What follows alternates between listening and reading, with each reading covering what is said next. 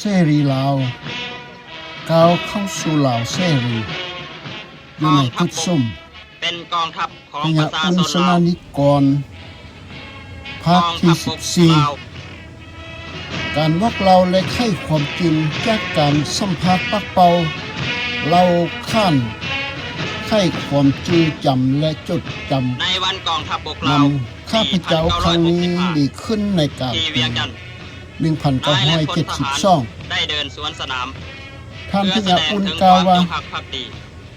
ตอนนี้ต้องได้เอิ้นพวกทานเหล่านี้เป็นนามยศว่าพญาทั้งหลายที่นั่งฟังนำกันที่นี้1พญาไตแก้วร่วงโคต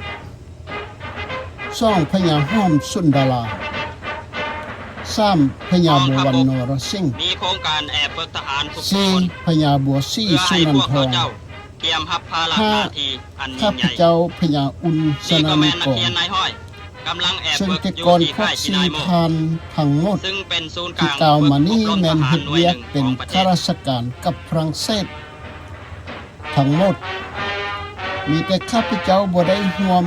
เพราะว่าทหารทุก พวก ค ฝ น รั่งห้าว่า จะ ข้า ต้อ พ งเป็น เจ้า คน ไข้ มีสุ ทรา ข บ ภา ให้ พ ไทยซิ อนา น้อ มั ย ยดีดังนั้น แต่ข้าพเจ้าบ่ได้เกียรติสั่งพวก จำเป็น ทาน ต้อง ทั้ง ออก สี่ กำลังกาย กล่าว กีฬา มานี้ ทุกๆมื้อเพราะถือว่าพวกเขาเป็นเพียงรับใช้ตามแผนในขณะที่ข้าพเจ้ายึดสวรรณเขตใดนั้น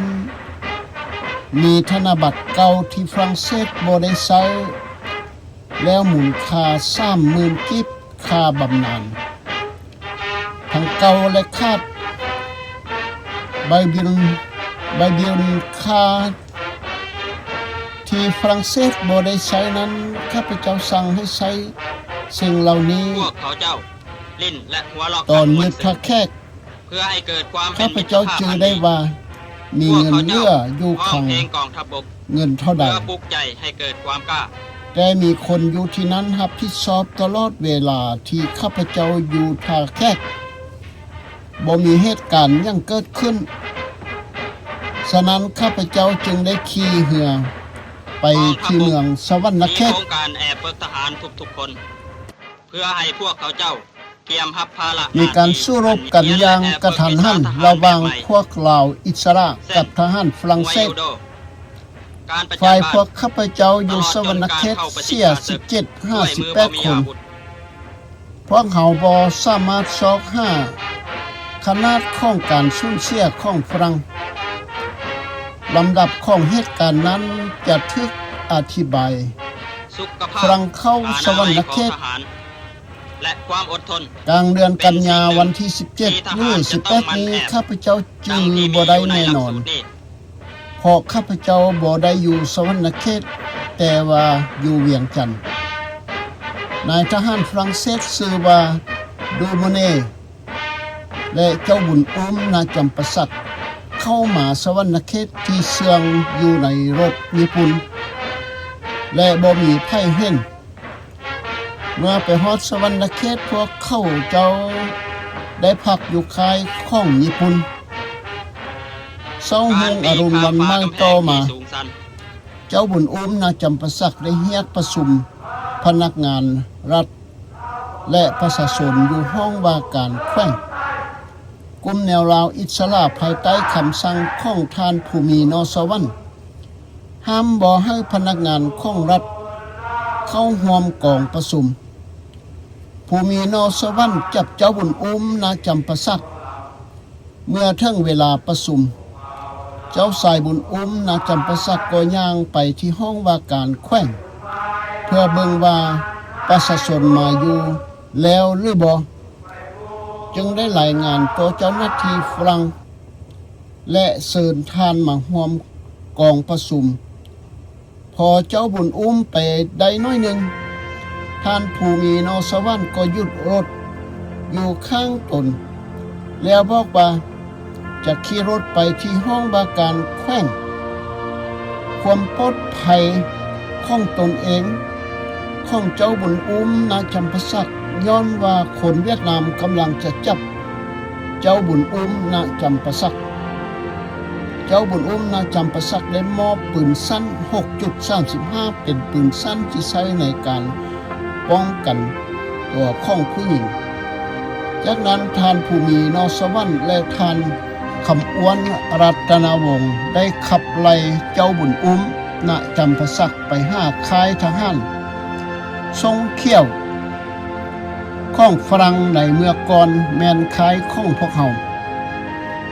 ปรากฏว่ามีการเจรจาระหว่างทานภูมินอสวรรค์และเจ้าบุญอุ้มณจำปาสักทานภูมินอสวรรค์สักส่วนให้เจ้าบุญอุ้มณจำปาสัก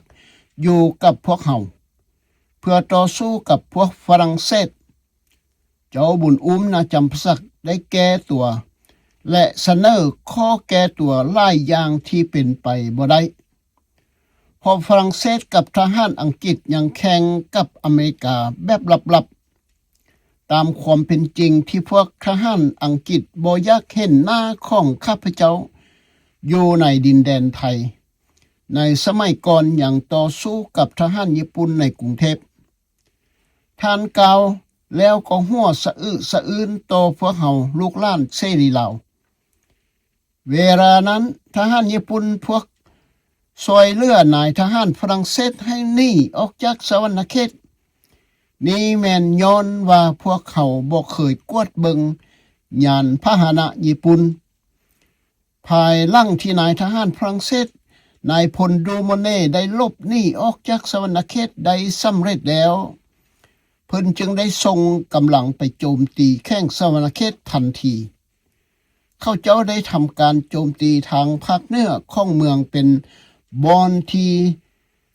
มีสนามกีฬาต่อมาพวกเขาจึงได้ฮู้ว่าในการต่อสู้แท้ๆครั้งนี้เมื่อกองทัพฝรั่งเศสนำโดยท้าวกิโตสุวรรณวงศ์เข้ามาใกล้กับกองกำลังของพวกเขาที่นำโดยท้าวตุลันจึงฮ้องให้กิโตว่าอย่าหยิงแต่ให้รอท่าจนกลัวลาวคือตุลันได้ปรึกษากับข้าพเจ้าท้าวกิโตถามว่าข้าพเจ้าอยู่ไสท้าวตุลันฮ้องว่าข้าพเจ้าอยู่เวียงจันทน์แล้วจะกลับมาในอีก2-3 มื้อจะกลับมาเมื่อข้าพเจ้ากลับมาถ้าอยากต่อสู้ก็ต่อสู้ได้ท่านอุ่นเว้าเราขืนลั่งและถังหัวเลาะกับการสัมภาษณ์ของข้าพเจ้าขณะที่2 ฝ่ายลาวพากันฮ้องโฮขึ้นมาทหารเวียดนามได้ยิงลาวที่มากับฝรั่งจากนั้นกลุ่มคนลั่งนี้ก็ได้ยิงปืนใส่กันและได้กลายเป็นบอนต่อสู้ครั้งใหญ่พร้อมเดียวกันนั้นยังมีทหารฝรั่งเศสอีกกลุ่มหนึ่งมาจากภาคใต้จึงได้เอาเจ้าบุญอุ้มณจำปาสักไปได้อย่างสำเร็จพ้นเมื่อเสียงปืนหยุดสงัดฝ่ายพวกข้าพเจ้าแมนทหารเวียดนามได้เสียชีวิตผู้ชาย18 คนและบาดเจ็บอีก18 คนกองกำลังฝรั่งเศสได้กลับคืนไปตั้งถิ่นฐานเดิมอยู่ที่บ้านทาดห่างจากสวรรณเขต12 กิโลเมตรลาวอิสระก็ปลอดภัยแล้วสร้างตั้งโรงเรียนนายห้อยและกลุ่มหญิงแม่หญิงในช่วงเวลาที่ข้าพเจ้าบ่สามารถอยู่ที่สวรรณเขตใดมีหลายสิ่งหลายอย่างถูกจัดตั้งขึ้นโดยเฉพาะสาวหนุ่มถูกเอิ้นมาเป็นทหารและเป็นพนักงานฝึกงานสาวหนุ่มลาวได้ถูกเอิ้นให้เป็นกองห้อยแม่หญิงเพื่อแสดงให้เห็นถึงการร่วมมือของคนลาวทุกเพศทุกวัยในเวลาการต่อสู้เพื่อเอกราชแห่งชาติท่านอุ่นได้กล่าวไว้ในความจื้อจำประวัติศาสตร์ของเสรีลาวในจำนวนพนักงานฝึกอบรมนายทหารในปัจจุบันมีหลายตำแหน่งสูงเช่นคำอ้วนรัตนาวงศ์คำฟันนวลสวรรค์พันเอกสุนทรปฐมวงศ์หองเจ้าแข้งขมวนและสวรรณเขตเด็กหญิงนม น้อยในปัจจุบันแม่นภรรยาของผู้ปกครองในพลและอื่นๆรายงานนั้นเป็นสมัยที่ประชาชนลาวคือพวกไตลาว3แคว้นคือเสียงตุงดินแดนลาวล้านช้างและไตลาวภาคนำข้องฟังขั้วมือได้ตื่นตัวในความรักษาประชาชนไตลาวทุกคนพร้อมแล้วที่จะเสียสละเพื่อประเทศลาวล้านช้างเอกภาพของตนเพื่อปลดปล่อยการปกครองได้มันบ่มีคนมีคนโฆษณาส่วนเสื้อตัวยั่วลอกลวงคือปัจจุบันท่านอุนสนานิกรเล่าความจริงทั้งหมดแบบภาคภูมิใจของตนที่ผ่านมาในเวลานั้นบ่มีไผผู้ใดได้รับเบี้ยบัตรเงินเดือนแต่เขาเจ้าใดให้อาหารจากบ้านของหมู่เพื่อนของเขาเจ้าด้วยน้ำใจจริงเพื่อสวยชาติแท้ๆพวกเขาได้แต่งตั้งคณะกรรมการ3แผนกเพื่อรับผิดชอบคณะกรรมการรับทำอิฐมีหน้าที่ซอก5กองทุนและมีอนุกรรมการหลายเมื่อได้เงินแล้วก็มอบให้ทานนุอิงรัตนาวงศ์เบิ่งแยงคณะกรรมการสุดที่2โดยการนำท่านภูมินอสวรรค์เป็นหัวหน้ามีหน้าที่ในการกำหนดความต้องการด้านอาวุธยุทโธปกรณ์เพื่อให้ข้าพเจ้าได้บอกทานผู้วงนอสวรรค์ให้ไปซอกข้าพเจ้าและนายทหารทุกคนได้พักกินข้าวกับทหารแต่ข้าพเจ้าได้ขอเหล้าข้าวลาว2 แก้วโดยเฉพาะตัวเองและทุกคนก็เห็นดีนำเรื่องเสบียงอาหารพวกเขาเจ้ามีของพิเศษให้ข้าพเจ้าเสมอหน้าที่เป็นเจ้าแขวงภาคใต้ข้าพเจ้าได้เผยแพร่ข่าวเกี่ยวกับการแต่งตั้งของข้าพเจ้าเป็นกรรมการของแขวงภาคใต้และโทรศัพท์กับเจ้าแขวงทั้งหมด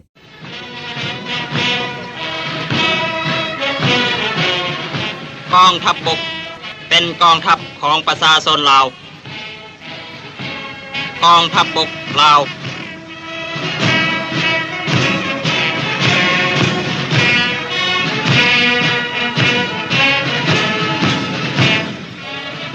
ในวันกองทัพบกลาวปี 1965 ที่เวียงจันทน์นายและพลทหารได้เดินสวนสนามเพื่อแสดงถึงความจงรักภักดีและความซื่อสัตย์ต่อองค์พระประมุขต่อรัฐธรรมนูญและต่อชาติ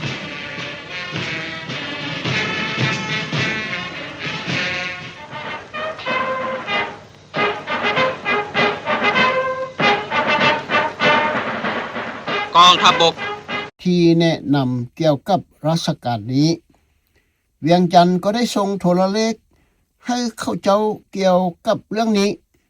ข้าพเจ้าได้เดินทางไปจำปาสักเพื่อศึกษาสถานการณ์และพิจารณาว่าจะเฮ็ดแนวได้เกี่ยวกับปักเสในเวลานั้นท่านกุอภัยอายเคยของข้าพเจ้าเป็นเจ้าแขวงอยู่ปักเสและท่านเลื่อมรัชสมบัติเป็นหองเจ้าแขวงเพราะว่าเจ้าแขวงเองก็บ่สบายนอกจากข้าพเจ้าบ่ฮู้จักพนักงานอื่นๆทั้งนั้นเหตุผลที่2ความเห็นอกเห็นใจของพนักงานของสาวปากเสที่มีต่อสาวฝรั่งเศสนี่ก็บ่แม่นปัญหาเนื่องจากว่าตำแหน่งของข้าพเจ้าแม่นโดยการประกาศอย่างเป็นทางการภายใต้กฎหมายไผก็ตามบ่เชื่อฟังคำสั่งของข้าพเจ้าสามารถถูกประกาศว่าเป็นผู้ทรยศต่อชาติสุดท้ายความจริงที่ว่าอยู่ปากเสมีชาวเวียดนามหลายคนแต่บ่มีการเคลื่อนไหวและบ่มีอาวุธก็บ่แม่นปัญหา ถ้าพวกเขาประกอบอาวุธให้แก่ชาวเวียดนามการเคลื่อนไหวของพวกเขาเจ้าก็จะตามมาเมื่อการสนทนาของพวกเขามาฮอดจุดนี้ข้าพเจ้าจึงยังคงรักษาความตั้งใจของข้าพเจ้าเข้ามาเมืองปักเสดังที่รัฐบาลเวียงจันทน์เรียกร้องให้เฮ็ดแนวใดก็ตามสุดท้ายข้าพเจ้าก็ต้องยอมแพ้เพราะถ้าข้าพเจ้าเอากำลังเข้าปักเสคงมีได้เกิดความวุ่นวายและความยุ่งยากและอาจจะเกิดการปะทะกันด้วยกำลังอาวุธถ้ามีมาฮอดแล้วท่านกู้อภัยเจ้าแข้งอาจจะเป็นผู้เคราะห์ร้ายคนทำอิฐเพราะว่าสุขภาพของท่านอ่อนแอและมันจะเป็นคือกับการฆ่าอายของข้าพเจ้าด้วยมือของข้าพเจ้าเองเมื่อพิจารณาเรื่องนี้ข้าพเจ้าได้คิดอย่างรอบคอบเป็นเวลาดูนานเพราะว่าสำหรับข้าพเจ้าและครอบครัวสนานิกรกู้อภัยบ่เพียงแต่เป็นไอ้น้องกันเท่านั้นพวกเขาฮักและนับถือลาวคือกันกับพ่อของพวกเขาเมื่อพิจารณาเรื่องนี้แล้วข้าพเจ้าจึงได้เล่าต่อท่านเลื่อมราชสมบัติฟังเมื่อพิจารณาเรื่องนี้แล้วข้าพเจ้าจึงได้เล่าต่อท่านเลื่อมราชสมบัติฟังข้าพเจ้าจะบ่เข้าไปในปักเสจากนั้นพวกเขาก็แยกย้ายกันไปคนละทางท่านเลื่อมราชสมบัติข้ามแม่น้ำไปยังปักเสได้สำเร็จและได้รับชัยชนะส่วนข้าพเจ้ากลับไปยังสวรรคเขตอันที่จริงมีเหตุผลอื่นๆอีกมากมายที่ทำให้ข้าพเจ้าบ่เข้าไปในปักเสเพื่อปลดอาวุธทหารญี่ปุ่นฝ่ายสัมพันธมิตรจึงแบ่งดินแดนออกไปส่วนๆที่เส้นขนานที่19ซึ่งอยู่ระหว่างปักเสและสวรรคเขตทางเหนือของเส้นนั้นเป็นความรับผิดชอบของจีนคณะศาสตร์ที่จะปลดอาวุธทหารญี่ปุ่นและทางใต้เป็นความรับผิดชอบของอังกฤษบ่ต้องสงสัยเลยว่าอังกฤษจะช่วยเหลือฝรั่งเศสทั้งในด้านอาวุธและลูกปืนรวมถึงด้านการเมืองข้าพเจ้าได้ยินมาแล้วว่ามีเจ้าหน้าที่ทหารอังกฤษอยู่ในป่ากับทหารฝรั่งเศสตอนนี้แม่นแจมแจ้งที่สุดแล้วท่านอุนสนานิกรลือเขือขั้นใส่ณเวียงจันทน์กล่าวที่มีความคมขึ้นและมีน้ำตาซึมออกมาเบ้าตาของท่านผู้เป็นเลือดนักสู้ของเสือกษัตริย์เวียงจันทน์อันแท้จริงส่วนตัวของข้าพเจ้าเองนั้นกล่าวซ้ำแล้วซ้ำอีกข้าพเจ้าบ่มีไพ่ให้เพิ่งพาอาศัยได้เลยพอทหารอเมริกันที่เคยอยู่กับข้าพเจ้ามาก่อนและสัญญาว่าจะซอยข้าพเจ้าให้ได้รับเอกราชต่างก็กลับไปประเทศหมดแล้วเมื่อสงครามสิ้นสุดลงอาวุธและลูกปืนทั้งหมดของเฮาถูกรัฐบาลไทยยึดไปหมดแล้วนี่มันเป็นช่วงเวลาที่คนไทยดำเนินนโยบายดูแลตนเองเป็นครั้งที่สองนับตั้งแต่ปี 1893 การต้อนรับนายทหารฝ่ายสัมพันธมิตรวันหนึ่งขณะที่ข้าพเจ้าพักอยู่ที่ท่าแขกข้าพเจ้าได้รับการเยี่ยมยามจากกลุ่มนายทหารฝ่ายสัมพันธมิตรประกอบด้วยพันตรีแบงค์ทหารอเมริกันและหัวหน้ากลุ่มพันตรีฮอลแลนด์สมาชิกทหารอเมริกันพันตรีเข้มสมาชิกทหารอังกฤษและพันตรีเลี้ยวสมาชิกทหารเสรีจีนไต้หวันนอกจากนั้นยังมีร้อยโททหารอเมริกันที่เป็นเลขานุการของพวกดังกล่าวกลุ่มนายทหารฝ่ายสัมพันธมิตร กลุ่มนี้โดดจ้องลงที่สนามบินวัดไตเวียงจันทน์จากนั้นเดินทางไปยังท่าแขกโดยผ่านทางประเทศไทยหลังจากโอโหลมกับพวกดังกล่าวแล้วข้าพเจ้าก็ได้เห็นหูว่านายทหารฝ่ายสัมพันธมิตรเหล่านี้มีหน้าที่ปลดปล่อยเสลยศึกฝ่ายสัมพันธมิตรที่ถูกญี่ปุ่นจับและค้นหาลุ่มฝังศพของผู้ที่เสียชีวิตข้าพเจ้ารายงานให้พวกนายทหารสัมพันธมิตรทราบว่าเท่าที่ข้าพเจ้าทราบเบิ่งเหมือนว่าจะบ่มีเสลยศึกฝ่ายสัมพันธมิตรหรือทหารฝ่ายสัมพันธมิตรที่เสียชีวิตในท่าแขกยกเว้นทหารฝรั่งเศสข้าพเจ้าได้รับคำตอบว่าพวกเขาบ่สนใจทหารฝรั่งเศสเพราะว่าทหารฝรั่งเศสบ่ได้เข้าร่วมรบกับพวกเขากลุ่มเจ้าหน้าที่ฝ่ายสัมพันธมิตรกลุ่มนี้พักอยู่ที่บ้านของข้าหลวงนครพนมและจัดตั้งศูนย์บัญชาการเพื่อติดต่อสื่อสารทางวิทยุกับกองบัญชาการสูงสุดในประเทศจีนตลอดเวลาที่พวกเขาพักอยู่ที่นครพนมข้าหลวงได้ดูแลเบิ่งแยงพวกเขาเป็นอย่างดีเพื่อแสดงให้เห็นว่าคนไทยอยู่ร่วมกับฝ่ายพันธมิตรและเป็นมิตรกับพวกเขามันเป็นเรื่องปกติคนไทยจะต้องแสดงความสุภาพและความเอื้อเฟื้อเพื่อแผ่เช่นนี้อย่างใดก็ตามทหารฝรั่งเศสที่ยังคงอยู่ในท่าแขกได้หีบฮอนมาพบกับเจ้าหน้าที่ฝ่ายสัมพันธมิตรอย่างต่อเนื่องซึ่งบ่ที่พอใจของเฮาทั้งสองและเวียดนามนั้นเป็นเพราะในเวลาเดียวกันทหารฝรั่งเศสเหล่านั้นได้ส่งคนของพวกเขามาโจมตีพวกเขาติดต่อกัน7 คืนเขาได้ยิงต่อสู้ในทุกคืนทั้ง7 คืนนั้นทุกๆเสาร์เจ้าหน้าที่ฝ่ายสัมพันธมิตรจะข้ามแม่น้ำคองมาทางเรือโดยมีถุงซาดของตนติดประจำบ่มีถุงซาดฝรั่งเศสมาเยี่ยมยามข้าพเจ้าทำให้ข้าพเจ้ารู้สึกว่าข้าพเจ้าเป็นส่วนหนึ่งของฝ่ายสัมพันธมิตรและทุกคนข้าพเจ้า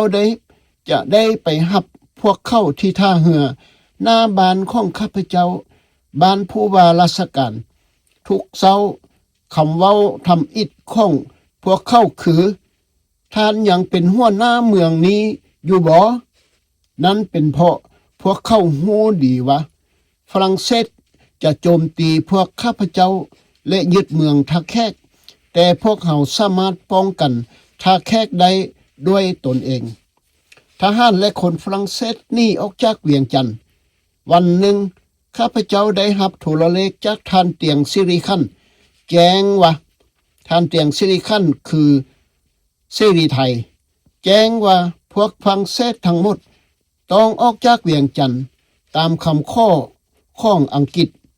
เนื่องจากเข้าย้านว่าคนเวียดนามในเวียงจันทน์จะคัดค้านเขาจึงให้ข้าพเจ้าไปเวียงจันทน์เพื่อจัดการเรื่องนี้อย่างหีบด่วนเวลานั้นในเวลานั้นหลังจากที่เจ้าสายเพชรราชรัตนวงศ์นายกรัฐมนตรีประกาศว่าพระองค์บ่ยอมรับการปกครอง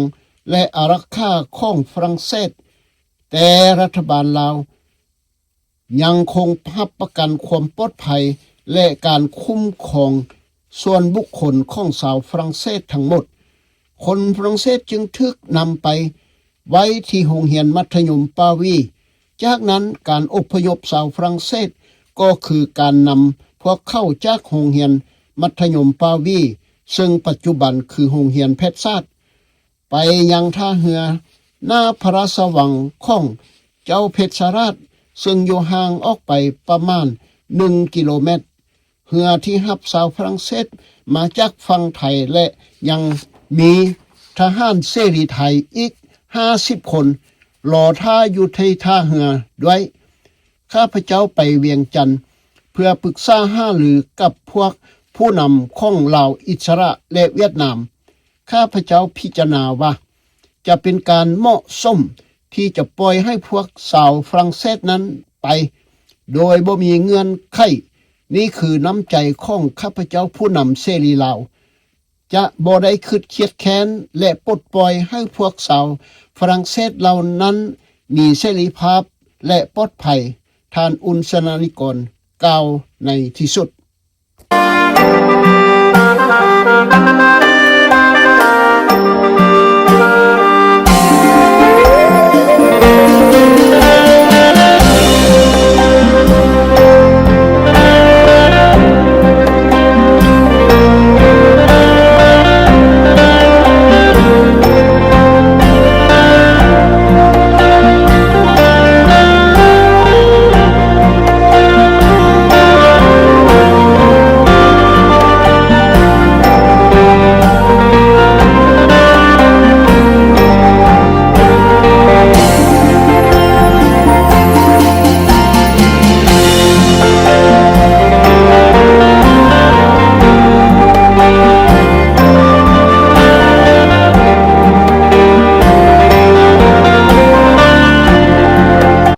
เกิดเหตุการณ์ใดๆขึ้น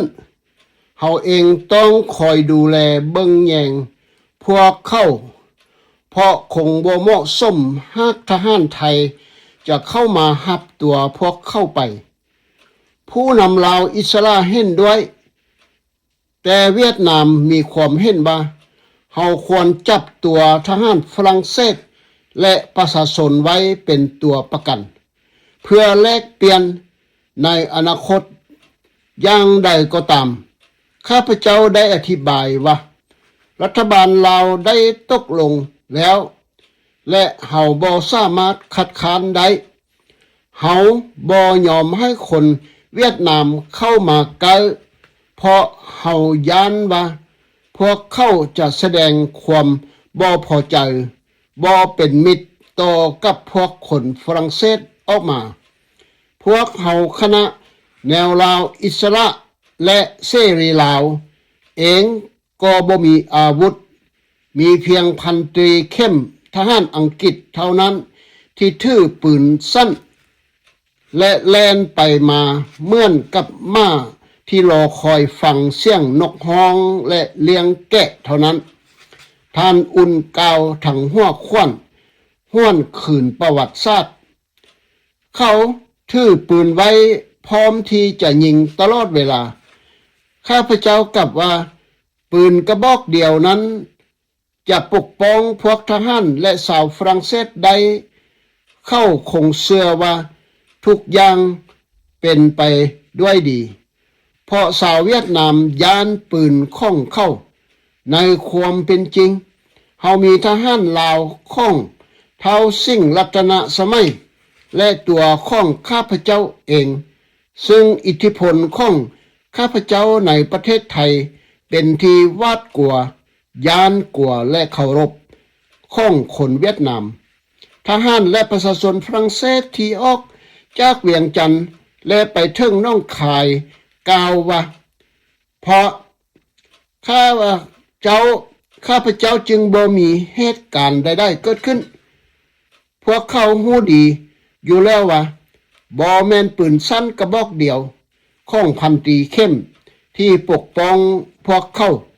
หลังจากที่ส่งสาวฝรั่งเศสขึ้น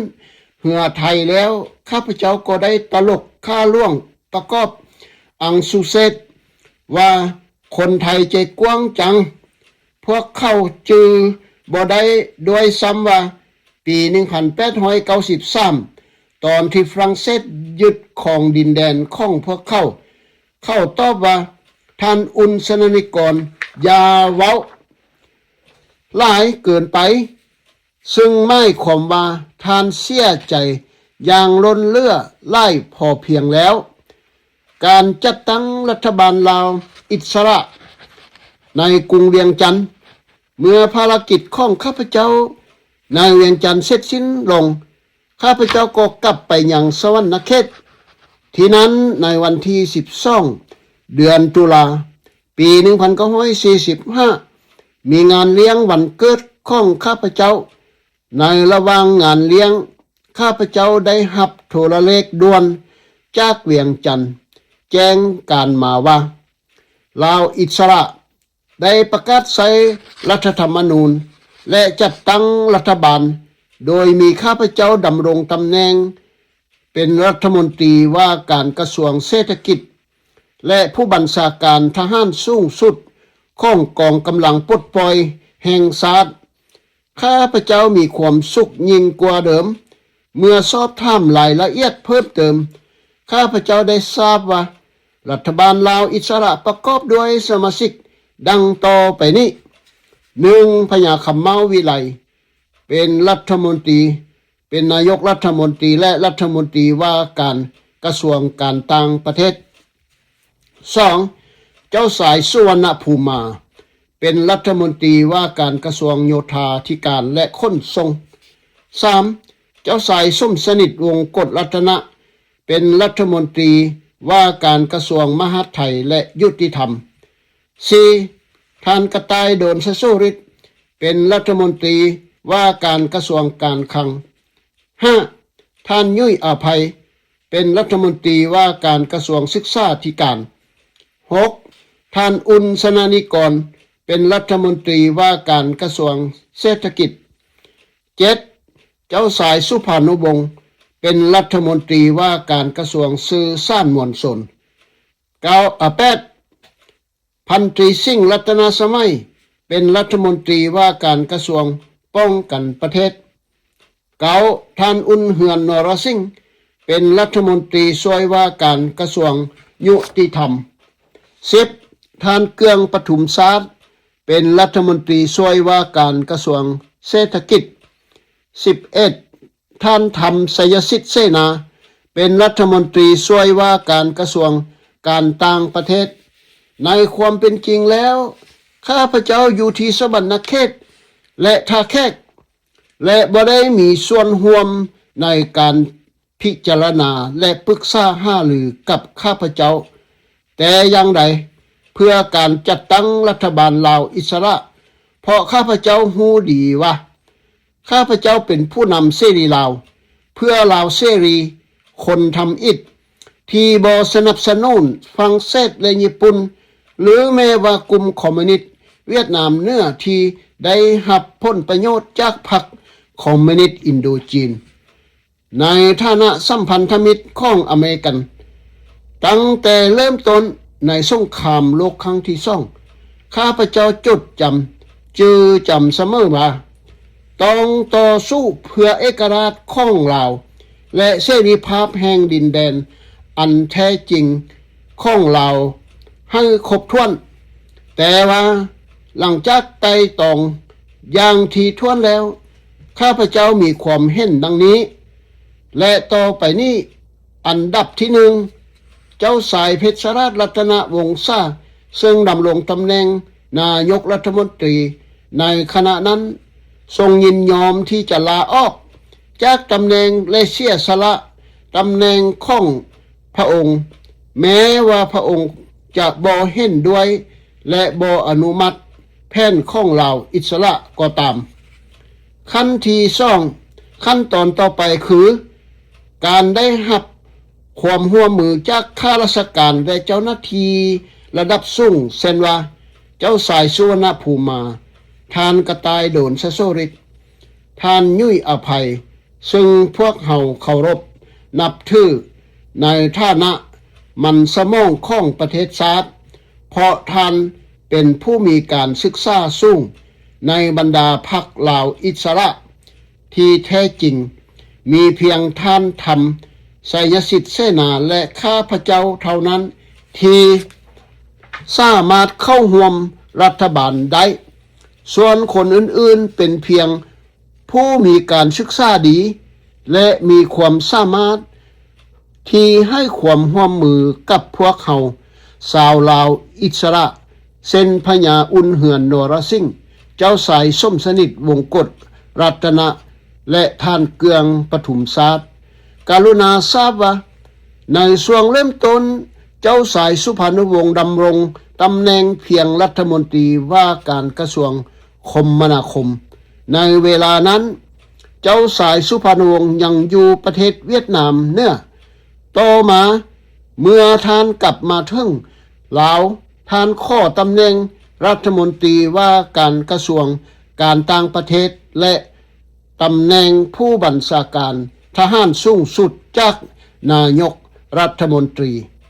ข้าพเจ้ายอมรับว่าตลอดเวลาที่ข้าพเจ้าดำรงตำแหน่งรัฐมนตรีในรัฐบาลลาวอิสระข้าพเจ้าบอกเคยมีโอกาสได้เว้าถึงเรื่องเศรษฐกิจเลยมีแต่เรื่องเกี่ยวกับกองทัพเท่านั้นย้อนว่าสัมพันธมิตรและนายทหารอื่นๆเข้าใจและเห็นปรากฏเป็นจริงว่าข้าพเจ้ามีปังทางประสบการณ์วิชาการด้านรบแต่เนื้อถึงใต้ใจกลางทั่วประเทศในประเทศไทยและลาวท่านอุ่นสนานิกรกล่าวทางจื้อจำตลอดกาลในความบ่ทะเยอทะยานของท่าน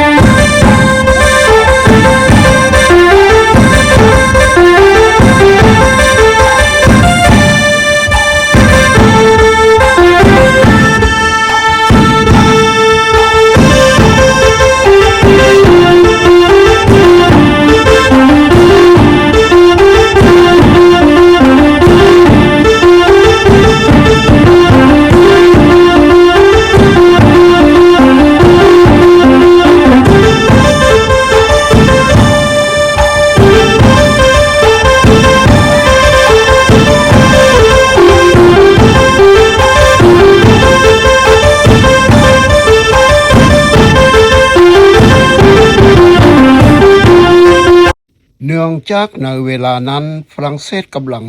หาทางกลับเข้าสู่เมืองต่างๆและฟื้นฟูอำนาจเหนือคนลาวในเขตสวรรณเขตและท่าแขกเขาต้องต่อสู้กับกองกำลังของห้อยเอกดูบอเนตและห้อยโทวินเควนเนนซึ่งได้รับการสนับสนุนจากเจ้าสายบุญอุ้มณจำปาสักและเลื่อมอินซี่เสียงเมืองในเขตเวียงจันทร์และปักสันเฮาต้องต่อสู้กับกองกำลังของพันตรีฟาเบนและห้อยเอกเดบเลอร์ซึ่งได้รับการสนับสนุนจากท่านกุวรวงศ์นูพาดจุลมณีและน้องสายของข้าพเจ้าโงนสนานิกรหลังจากที่เข้าออกจากท่าแขกส่วนงานของรัฐบาลนั้นมีเพียงท่านเกืองปทุมศาสตร์ที่ดูแลงานของข้าพเจ้าทีนี้เรื่องเราเริ่มต้นอย่างได้กองพลที่93ของเสรีจีนเข้าสู่ลาวในเวลานั้นกองพลที่93ของจีนเสรีเคลื่อนผลลงใต้เข้าสู่ลาวตามแม่น้ำไปยังบ้านห้วยสายล่วงพระบางเวียงจันทร์และจากนั้นก็สวรรณเขตโดยส่วนใหญ่แล้วทหารจีนเหล่านั้นเป็นเพียงเด็กสายหนุ่มน้อยและเบิงบ่เหมือนทหารที่สามารถต่อสู้กับศัตรูได้เลยพวกเขาเบิงเหมือนผู้คนอพยพลี้ภัยหลายกว่าอย่างอื่นๆส่วนอาวุธของพวกเขานั้นมีหลายยี่ห้อและขนาดและเก่าหลายและเป็นเรื่องยากหลายสำหรับพวกเขาที่จะหาลูกปืนในปริมาณที่เพียงพอเนื่องจากกองพลที่93ของจีนอยู่ภายใต้การบังคับบัญชาของทหารอเมริกันในประเทศจีนเป็นอย่างอเมริกันจึงบ่มอบอาวุธให้อาวุธของอเมริกันให้พวกเขาหลายเดือนต่อมากองบัญชาการสูงสุดได้ห่วมพวกเขากับหน่วยอื่นๆเพื่อจัดตั้งกองพลที่93ส่วนใหญ่ของกองพลที่95เป็นกองโจรคอมมิวนิสต์และนั้นเป็นเหตุผลที่กองบัญชาการสูงสุดบ่ได้มอบอาวุธที่ทันสมัยของอเมริกันให้พวกเขามีเพียงอาวุธเก่าของญี่ปุ่นที่ยึดมาได้ในบางหน่วยกองพลที่93ภรรยาและลูกๆก็มาด้วยซึ่งแสดงให้เห็นว่าพวกเขาเป็นสมาชิกพรรคคอมมิวนิสต์หลายกว่าทหารเมื่อทหารมาถึงท่าแขกและสวรรณเขตพวกเขาคนลาวและคนเวียดนามให้การต้อนรับพวกเขาอย่างดี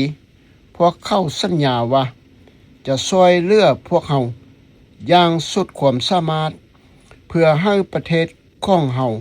ได้รับเอกราชและพวกเขาได้ขอบใจพวกเขาอย่างมากมายหลายที่สุดสำหรับความเอื้อเฟื้อเพื่อแผ่ของพวกเขาบอกกี่วันต่อมาชาวจีนได้เรียกร้องยานพาหนะที่เฮายึดมาได้จากญี่ปุ่นโดยอ้างว่าสิ่งเหล่านี้ควรเป็นของกองทัพจีนเพราะพวกเขาได้รับชัยชนะเหนือญี่ปุ่นข้าพเจ้าบ่เห็นพร้อมบ่เห็นด้วยเพราะข้าพเจ้าได้ต่อสู้กับญี่ปุ่นและยึดสิ่งของเหล่านั้นมาจากกองกำลังญี่ปุ่นที่เป็นเฉลยศึกของข้าพเจ้าท่านอุ่นสนานิกรกล่าวอย่างภาคภูมิใจของนักต่อสู้ของผู้นำเสรีลาวอย่างไรก็ตามพวกเขาบ่ยอมตกลงและทำทีว่าจะยึดเอาอุปกรณ์เหล่านั้นไปด้วยเหตุนี้ข้าพเจ้าจึงต้องตั้ง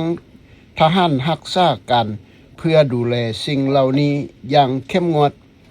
นับตั้งแต่นั้นมาเจตนาดีของทั้งสองฝ่ายก็ทึกทำลายลงหมดไปแต่ละฝ่ายต่างระแวงสงสัยซึ่งกันและกันต่างฝ่ายต่างติดอาวุธเพื่อต่อต้านอีกฝ่ายหนึ่งดังนั้นสถานการณ์ในลาวในเวลานั้นจึงเหมือนซีนกังหิบในเมื่อมีทหารจีนและในชนบทมีทหารฝรั่งเศสทั้งสองฝ่ายต้องการทำลายเฮาสองฝากนั้นแม่นต้องการทำลายพวกเฮานอกจากนี้เฮายังมีหน่วยทหารญี่ปุ่นที่ยังบ่ทึกปลดอาวุธและทหารเวียดนามที่ติดอาวุธทั้งสองฝ่ายเมื่อต้องการเฮ็ดหยังก็เฮ็ดตามใจมักโดยบ่ขอความเห็นพร้อมจากผู้ปกครองประเทศด้วยเหตุนี้พวกเขาลาวอิสระจึงตกอยู่ในสถานการณ์ที่ยากลำบากแม้แต่คนส่วนใหญ่ก็ยังมักคนฝรั่งเศสหลายกว่าเฮากองทัพจีนนำความลำบากอื่นๆมาให้เฮาอีกมากมายโดยเฉพาะเครื่องเงินคำพวกเขาได้นำมาซึ่งธนบัตรที่พวกเขาเอิ้นว่าเงินซังกิ้งออกมาและประกาศว่าซีซังกิ้งเท่ากับ1กิบในขณะที่อัตราแลกเปลี่ยนที่แท้จริงควรจะเป็น25ซังกิ้งต่อ1กิบด้วยเหตุนี้เงินของพวกเขาจึงเป็นต้นเหตุของข้อผิดพลาดหลายอย่างเมื่อทหารจีนซื้อของด้วยเงินซังกิ้งพวกเขาจะบ่ยอมรับเงินทอนเป็นเงินซังกิ้งพวกเขาจะยอมรับเฉพาะเงินฝรั่งเศสเป็นเงินทอนเท่านั้นดังนั้นจึงมีการทะเลาะวิวาทผิดเที่ยงกันระหว่างคนเวียดนามและคนจีนเรื่องเงินในตลาดเซาอยู่ตลอดเวลาวันหนึ่งเกิดเหตุการณ์ใหญ่โตถึงขนาดที่